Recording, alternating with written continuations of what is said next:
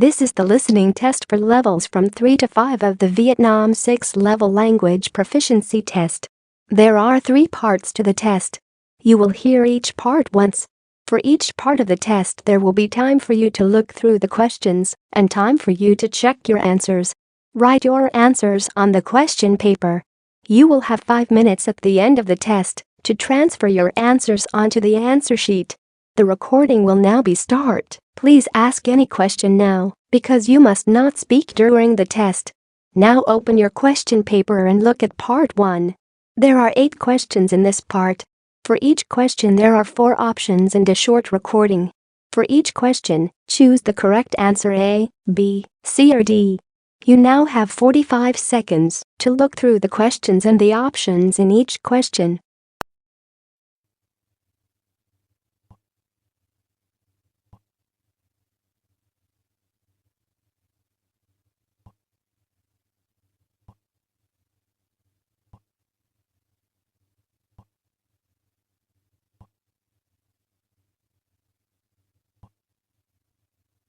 Now we are ready to start. Listen carefully.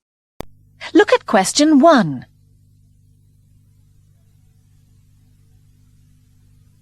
1. Which box of chocolates do they buy? Which box of chocolate shall we get Mum for her birthday? Those round boxes with the flowers on are nice. Yes, but that square box is cheaper. But it's Mum's birthday. Let's get the big round one. We've got enough money. OK.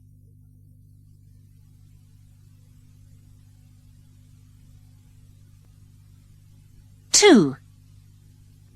When's Wendy's birthday? Wendy, you're 21 on Saturday, aren't you? No, my birthday's on May the 18th. Well, Saturday is the 18th. No, it's not. It's the 16th.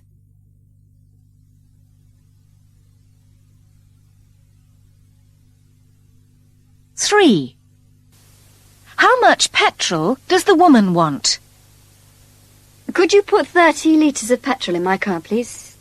Did you say 13 litres? No, 30 litres. Fill it up, please.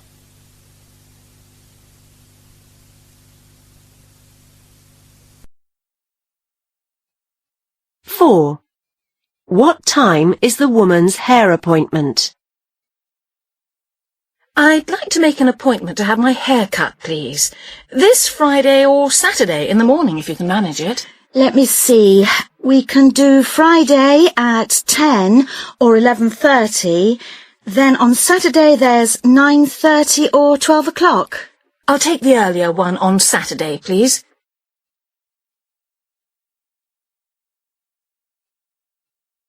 5. Where's the TV guide? Have you seen the TV guide? Isn't it on top of the television? I had it when I was watching the film last night. I expect you left it by your chair then.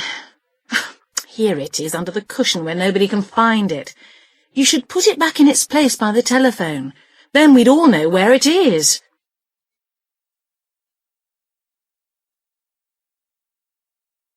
6. What does the man decide to take Tracy? I'm going to see Tracy in hospital, but I can't think of what to take her. People always take flowers. So she'll have lots already for sure. I always think it's nice to have something to read myself, but as Tracy's got her Walkman with her, what about something to listen to? What a good idea. It's better than taking sweets, certainly, because I know she's on a special diet while she's in hospital.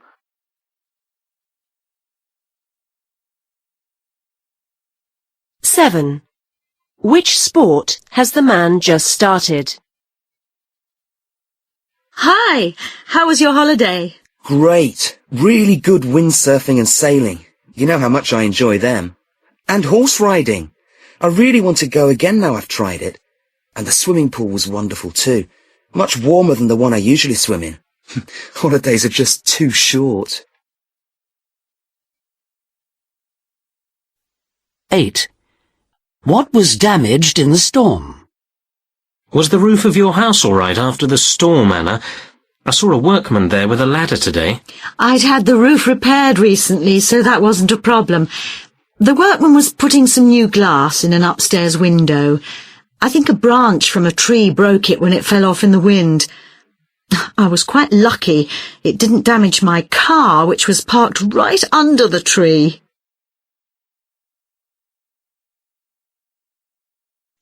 That is the end of part 1. Now turn to part 2. You will hear 3 different conversations. In each conversation there are 4 questions. For each question, choose the correct answer A, B, C or D. You will hear the conversations only once. Now open your question paper and look at the conversation 1. You now have 25 seconds to look through the questions and the options in each question.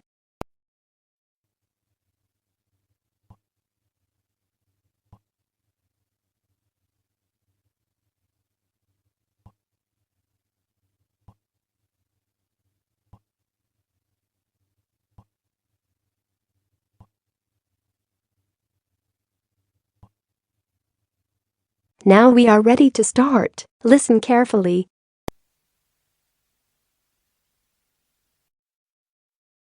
John!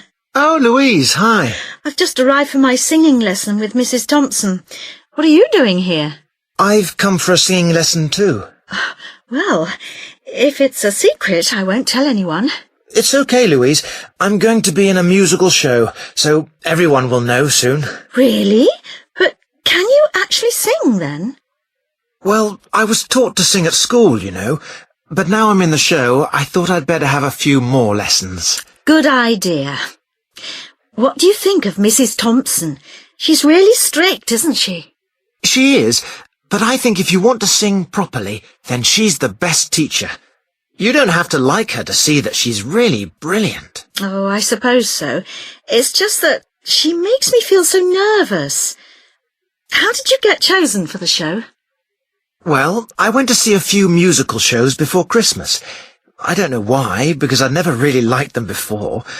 And I thought I'd like to do that. So I tried for a part in the show at the Regent Theatre. And got it. Well done.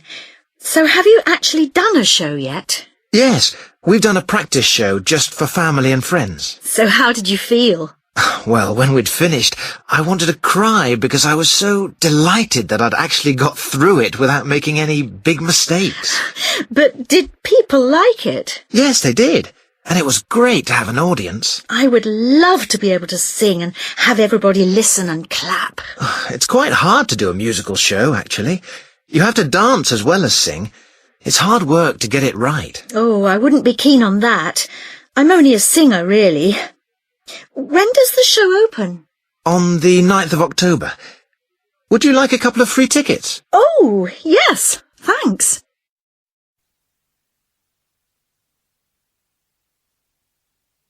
Now open your questions paper and look at conversation 2. You now have 25 seconds to look through the questions and the options in each question.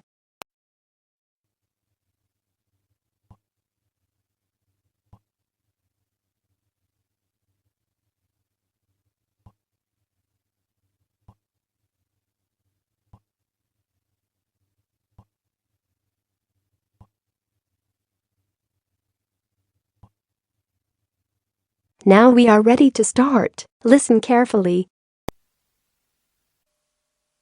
I'm talking to Jackie Gould, who's a very proud mother. Both of her daughters, Olivia, aged 12, and Alicia, 7, are currently appearing on the stage of the world-famous London Palladium Theatre in the musical The Sound of Music. Olivia and Alicia survived 6 auditions to be picked from 1,000 hopefuls for the group of 7 children playing the Von Trapp family in the show. So, how did it all come about? Well, until last year, the idea of them appearing at the London Palladium would have been unthinkable for our family.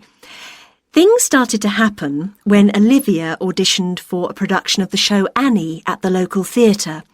She auditioned for the chorus and by chance got the leading role instead. That's a very big role, the leading one in Annie, isn't it? Yes. For Annie, Olivia had to learn more than 200 lines. She was on stage for most of the 2-hour show. It was a big script, and I decided that we'd do 10 pages a night. After memorising it, I gave her a random line. She would have to tell me what the next line was. She picked it all up even better than her homework. And she did well in the part, presumably. She was great in the part. Everyone was astonished by her performance, including us. She had always been very shy, and she suddenly came out of her shell. We found that she could really sing. A member of the stage management team for the show was taking over a local agency and asked her to sign up. So then she had an agent to represent her and try to get roles for her. OK, so what happened next? Well, Olivia was turned down for a part in the musical Mary Poppins. She reached the last 10 for the role of Jane Banks. She didn't get the part and was distraught.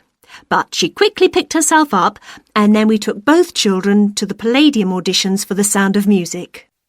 Now open your questions paper and look at Conversation 3. You now have 25 seconds to look through the questions and the options in each question.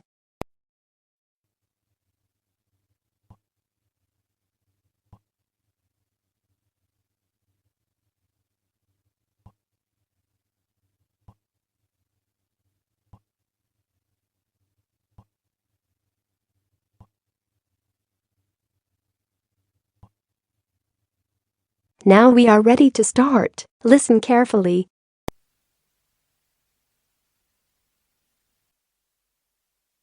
Hello, Kira. How are you? Fine, thanks, Paul. How are you? Well, thanks. It's good to see you. It must be 12 months since you did our course. That's right. It's nice to come back and say hello. What course did you enroll in? Actually, I went straight into third-year pharmacy. They credited me with 2 years, which probably made it more difficult for me. On the other hand, you were lucky to be granted credits. Is that why you chose the course? Yes, and as I'd already finished a course in it in my country, I thought it would be easier if I studied something I already knew. I didn't realize you went into third year. I thought you started in first year. No wonder it was so hard. And what do you think is one of the big differences between studying at a university here and studying in your country? Well, I found it very difficult to write assignments because I wasn't familiar with that aspect of the system here. The main problem is that the lectures expect you to be critical. That made me feel really terrible. I thought, how can I possibly do it? How can I comment on someone else's research when they probably spent 5 years doing it? I think a lot of people who come from overseas countries have similar problems. But after a while, it became easier for me. People expect you to have problems with the process of reading and writing, but in fact, it is more a question of altering your viewpoint towards academic study. How was the content of the lectures? Was it easy for you? I didn't really have many problems understanding lectures. The content was very similar to what I'd studied before. And what about the lecturers themselves? Are they essentially the same as lecturers in your country? Well, actually, no. Here they're much easier to approach. After every lecture, you can go and ask them something you didn't understand, or you can make an appointment and talk to them about anything in the course. That is the end of part 2. Now turn to part 3. You will hear 3 different talks or lectures. In each talk or lecture there are 5 questions.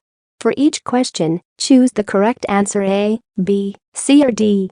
You will hear the talks or lectures only once. Now open your questions paper and look at talk or lecture 1. You now have 35 seconds to look through the questions and the options in each question.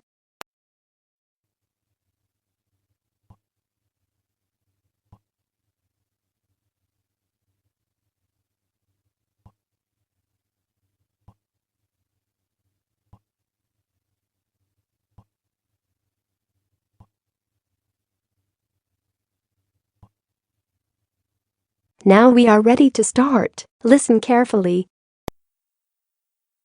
If you want to take an undergraduate course of study, you require a letter of recommendation from your principal and copies of your school records and exam results. You must, of course, demonstrate ability to communicate effectively in English. Different majors require different abilities in English. Undergraduate courses in science often require you to do a foundation year before you start the course, so that you achieve the requisite knowledge before you begin the courses. Degrees generally last 3 years, though the first year doesn't count towards your final marks. Application is always via UCAS, an organisation that handles all undergraduate students. Postgraduate application is via direct application to universities. They will require a minimum pass in your degree, certainly above average, and as with undergraduate courses, require a minimum level in your English ability. Most master's courses take 1 year, but some take 2, so be sure to take this into account when choosing. There are 2 systems of ranking, for universities' overall achievement and for each of their separate departments. Other kinds of information are available, like graduate employment statistics. Generally, British universities are generally respected globally, and there is an international ranking system that lists all the top universities in the world for you to check where your university places. Now open your question paper and look at Talker Lecture 2. You now have 35 seconds to look through the questions and the options in each question.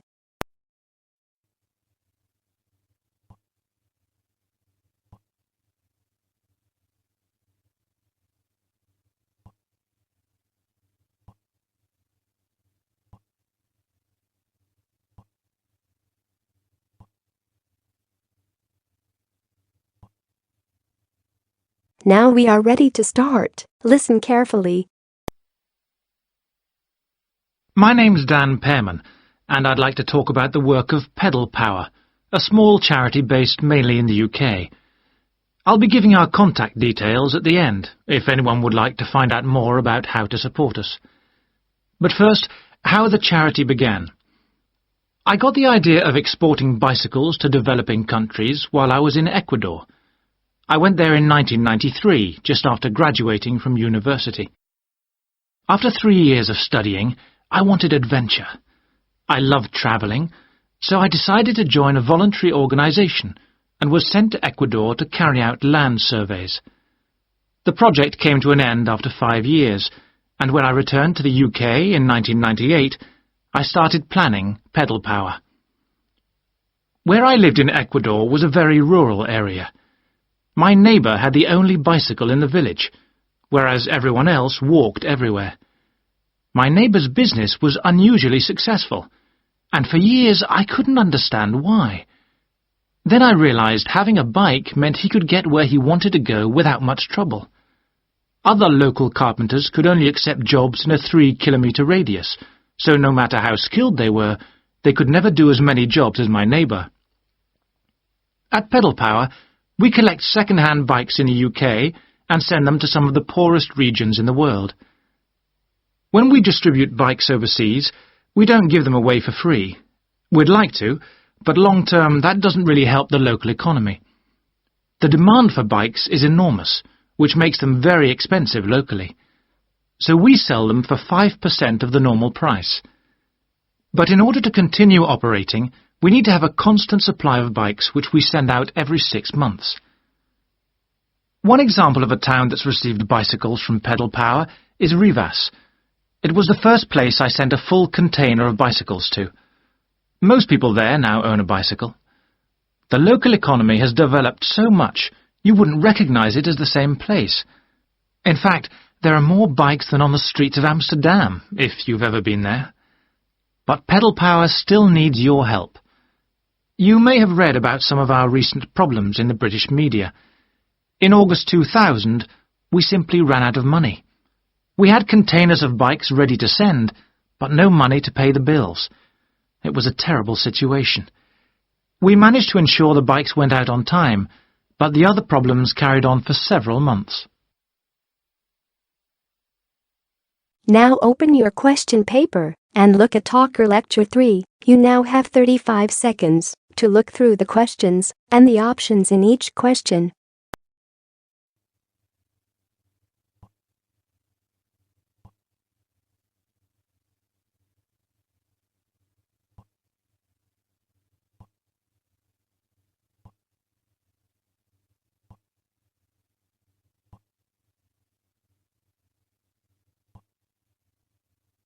Now we are ready to start. Listen carefully. Today's Health Council is presented by Paula Clayburgh, who is the Chief Counsellor at Liverpool's famous pain clinic, the Wilton Clinic. Paula. Do you know what Prince Charles, Sevi Ballesteros and Elizabeth Taylor have in common? They all suffer from chronic back pain. In fact, bad backs are one of the most common health problems today, affecting people in all walks of life. The most recent available figures show that about 250,000 people are incapacitated with back pain every day. And many sufferers don't know the cause or the solution to their problem. The majority of our patients at the clinic tend to be women. They are especially vulnerable because of pregnancy, but also because of osteoporosis, which I personally believe to be the major cause of problems for women. I have many women patients who say they have completely given up exercise because the pain makes them so miserable. But of course, that starts up a vicious circle. Bed rest, giving up exercise, and painkillers are traditional responses to back pain.